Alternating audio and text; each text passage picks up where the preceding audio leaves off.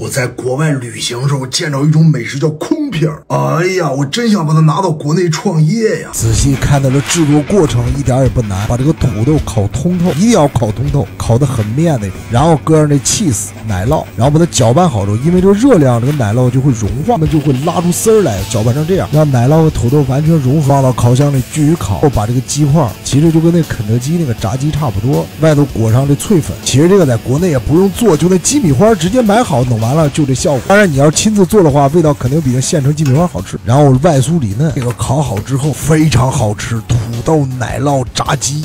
当地土耳其这一份这个卖15块钱人民币，我在国内有些餐厅也有这道菜品，但是几乎都要卖到40多，而且整个的用料、味道、分量都没有那原产的那么正宗和足。我跟你说，爱吃土豆、爱吃奶酪、炸鸡的，这个真是混到一起欲罢不能。朋友们，你们觉得这个有市场没有？评论区说说。行的话，咱就干一摊试试，反正这个投资也不大。关注我啊，我对你绝对有用。我每天都在琢磨怎么把国外赚钱的东西，让咱们在国内也能干，也能赚钱。晚点见。